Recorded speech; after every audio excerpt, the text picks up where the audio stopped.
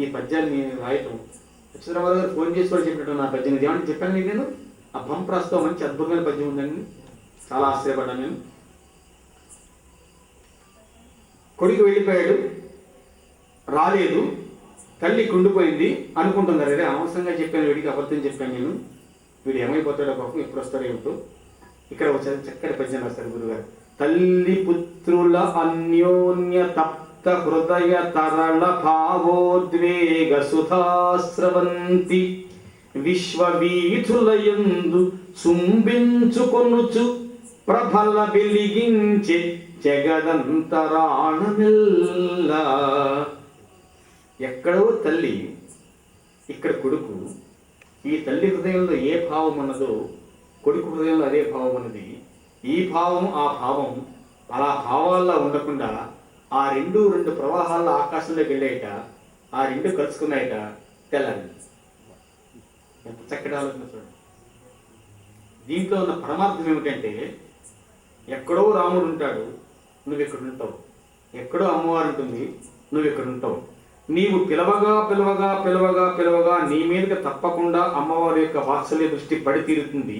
ఆవిడ ఎంత దూరాన్ని ఉన్నదో నీకు అనవసరం, నువ్వు ఎంత దూరంగా ఉన్నావో ఆవిడకి అనవసరం. కానీ నీ ఉభయుల యొక్క ఆలోచన గతులు ఒకటైనప్పుడు తప్పకుండా వెలుగు ప్రసరిస్తుంది. ఇది కవిగారు మనకి ఇచ్చే దివ్య సందేశం. దీన్ని మనం గమనించాలి. అయ్యా,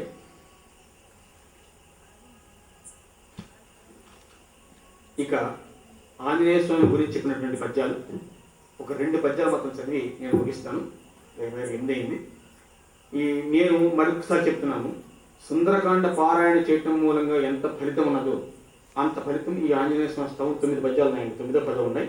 ఈ పద్యాలు చదివితే వచ్చేస్తాను అన్నమాట. అంత ఖచ్చితంగా ఉన్నాయి, అంత బాగున్నాయి అన్నమాట. నేను అర్థం చెప్పను, మీకే అర్థమవుతుంది.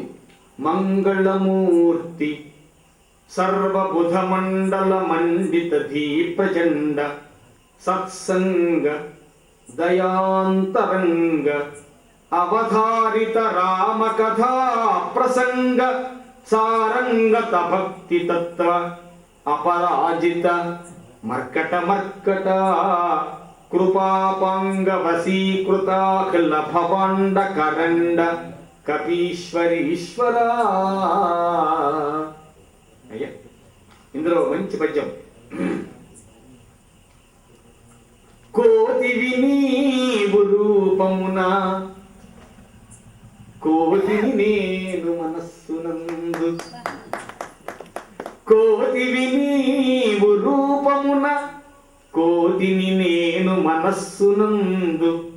విఖ్యాతుడవీవు పుణ్యమున, ఖ్యాతుడ నేను భవ అఘమందు. సంసారాన్ని పాపలో నేను విఖ్యాతనే. విఖ్యాతుడవీవు పుణ్యమున, ఖ్యాతుడ నేను భవాఘమందు. నీ చేతము అంటే నీ మనస్సు చిద్ఘనావృతము చేతము నాదితమో చేతము నాదితమోమయంబు. నీ చేతము చిద్ఘనం చేత బాగా జ్ఞానం అనేటువంటి కాంతి కలిగి ఉన్నది నీది. కానీ నేను నా చేతము నాదితమోమయంబు ఏ రీతి సముద్ధరించెదు అదీన కృపారస ధారలుల్కగన్. అది మంచి పద్యం ఉందండి ఇక్కడ.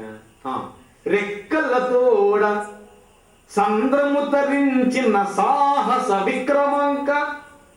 రెక్కలతోడ సంద్రము తరించిన సాహస విక్రమంక. నా ప్రక్కన నిలిచి నా భయము బాపుము మాపుము నాదు శోకము. చక్కని తండ్రి రామ పద సారస భక్తి ననుగ్రహించి నా చిక్కులు ఊడదీయ దయచేయవే చేయవే నన్ వివేకిగన్. స్వామి అనుగ్రహం ఉన్న కృపాత్రుడ కాని ఎడన్ మహాప్రభు ఈమై ప్రాణముల్ నిలువనేటికి ఏమియునర్చికొందు. నాకీ మహిలోన సౌఖ్య జయమేటికి ఏటికా కాటికా మహోత్సవే కూర్పవే అక్కబావలన్. ఇలా ఈ పద్యాలన్నీ కూడా చాలా అందమైనటువంటి పద్యాలు.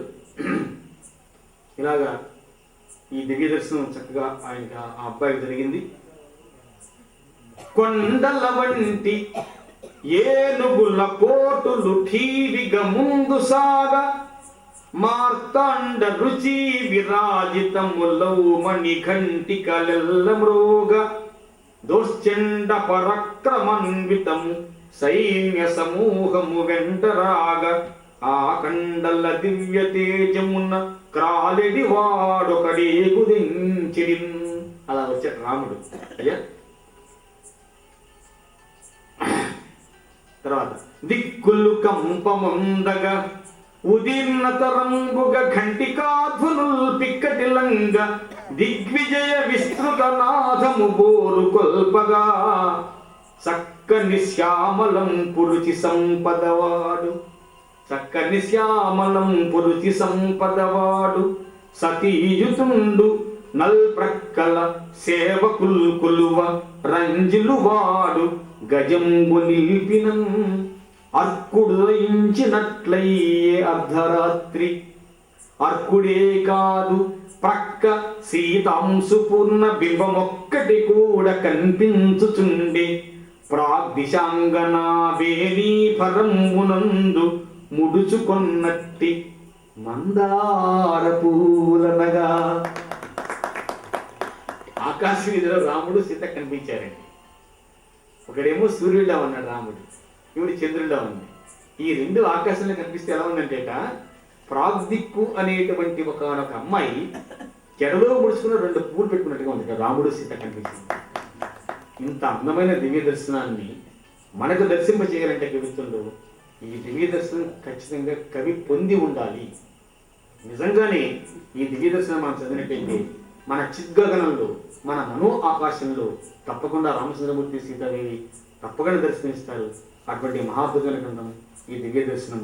ఈ రెండు పుస్తకాల గురించి నాకు తోచిన 2-3 మాటలు చెప్పడం కోసం నా ప్రయత్నం నేను చేశాను.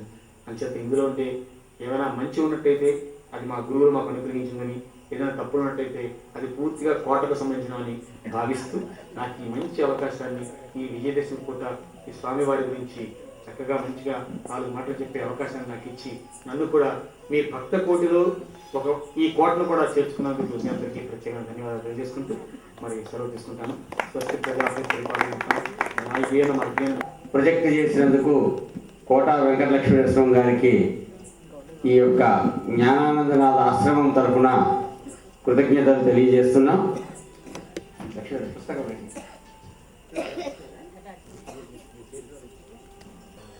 రచించబడిన గతంలో మారుతి శతకం, ఎందుకంటే దివ్య దర్శనంలోని హనుమంతుడి మీద ఉన్న పద్యాలు సుందరకాండ తోటి సరిసమానం అవుతుందని, అందుకోసమే బహుశా మారుతి శతకం కూడా వారి చేతికి అందించడం జరిగింది. మనందరికీ కూడా అందించడం జరుగుతుంది మారుతి శతకం. దాని మీద కూడా ఎప్పుడైనా అవకాశం ఉంటే మారుతి శతకం, రాజరాజేశ్వరి శతకం, ఇంకా బహుగ్రంథాలు ఉన్నాయి. వాటన్నిటి మీద కూడా అవి సెమినార్ల రూపంలో సాహితీవేత్తల సమక్షంలో పెట్టుకుంటే అది వైరాలో అయినా పర్వాలే, ఖమ్మంలో అయినా పర్వాలే, తిరువురులో అయినా పర్వాలే, గురువు గారికి ఇందాక వారు చెప్పినట్లు మనం శతజయంతోత్సవలో భాగంగా వారికి మనం అందజేసే అంజలి ఘటించలేదు ఏంటంటే వారి సాహిత్యాన్ని మరి ఒక 100 సంవత్సరాల పాటు ఈ ఆంధ్ర రాష్ట్రంలో అందరి నోట కూడా పలుకుతే అదృష్టంగా భావిస్తూ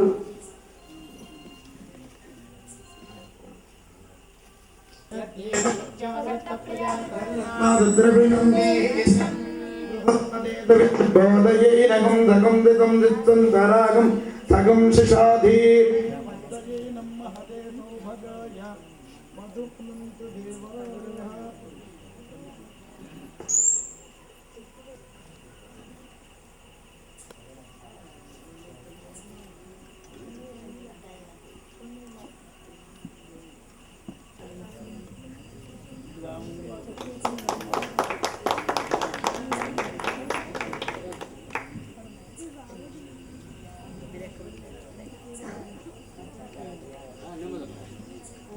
స్కంధాల మీద వేసుకొని ఎంతో అభివృద్ధికి కారకుడైన మాదిరాజు లక్ష్మీనారాయణ కళ్యాణి దంపతులు వచ్చి శత జయంతోత్సవపు మొమెంటోని బ్రహ్మశ్రీ కోటా వెంకట లక్ష్మణ స్వామి గారికి అందజేయవలసిందిగా ప్రార్థిస్తున్నాం. అంటే వీరిద్దరూ ప్రత్యక్షంగా అన్ని కార్యక్రమాల్లో పాల్గొని ఈ యొక్క ఆలయ యొక్క విశిష్టత, ఆశ్రమం యొక్క వైభవాన్ని ప్రతిబింబించేట్టు ఈ కార్యక్రమాన్ని నిర్వహించినందుకు నేను ప్రత్యేకంగా మాదిరాజు లక్ష్మీనారాయణ దంపతులకి కృతజ్ఞతలు తెలియజేసుకుంటూ ఇంతటితోటి ఈనాటి కార్యక్రమానికి స్వస్తి. రేపు 2వ రోజు కార్యక్రమం కోల్పూలు సత్యప్రసాద్ రాయ్ గారు ఇంగ్లీష్ లెక్చరర్, పాల్వంచలో డిగ్రీ కళాశాలలో పనిచేస్తున్నారు. వారి యొక్క ప్రవచన కార్యక్రమం, వారు గురువు గారి యొక్క సాహిత్య వైభవం మీద రేపు సరిగ్గా 5:30 ప్రవచనం ప్రారంభమవుతుంది. ఎల్లుండి గురువు గారి యొక్క జన్మదినం, గురుతత్వం మీద వారి యొక్క ఉపన్యాసం. అలాగే కపిలవాయి చిత్రామరావు గారు బిఎస్ఎన్ఎల్లో అసిస్టెంట్ ఏడీగా పనిచేస్తున్నారు. వారు గురువు గారి యొక్క శతక సాహిత్యంలోని భక్తి వైభవాన్ని మనకు అందజేస్తే ఈ 3 రోజుల కార్యక్రమాలతోటి శత జయంతోత్సవాలు పరిసమాప్తమైతే తర్వాత నుంచి ఈ గురుతర బాధ్యత మన మీద ఉంటుంది. ఈ శతక సాహిత్యాన్ని, గురువు గారి యొక్క సాహిత్యాన్ని మనం అవపోసన బట్టి వీలున్నంత వరకు ఆచరించడానికి ప్రయత్నం చేస్తేనే ఆ గురువు గారికి మనం ఇచ్చే రుణంగా భావిస్తాం. వారు కోరుకునే మన దగ్గర నుంచి గురుదక్షిణ ఏమిటంటే మనం గురువు గారు చెప్పిన సాహిత్యంలోని విలువల్ని మనం కాపాడుతూ దాన్ని ఆచరిస్తే గురువు గారికి గురుదక్షిణగా మనం సమర్పించట్లా అని నేను వ్యక్తిగతంగా భావిస్తూ ఇంతటితో ఈనాటి కార్యక్రమానికి స్వస్థపడుతున్నాను. చెప్పదలుచుకున్న మాట నా మనసులో శ్రీయుతులు గౌరవనీయులు సర్వపట్ల సోమశేఖర శర్మ గారి చేత ఈ ఆశ్రమంలో ఇంత అభివృద్ధి కార్యక్రమానికి దోహదం చేస్తున్నందుకు వారికి శృంగేరి జగద్గురు మహాసంస్థానం తరఫు నుంచి దివ్య భారతీ తీర్థస్వామి వారి యొక్క ఆశీర్వచనాలు మాకు ఈ జ్ఞానానందనాథ ఆశ్రమానికి గురుదేవుల శిష్యులందరికీ కలగజేసినందుకు వారికి సదా కృతజ్ఞతలని చెప్పని ఈ ఆశ్రమం తరఫు నుంచి వారికి కృతజ్ఞతలు తెలియజేస్తూ శ్రీ మంగళ మహాత్మ దేవి.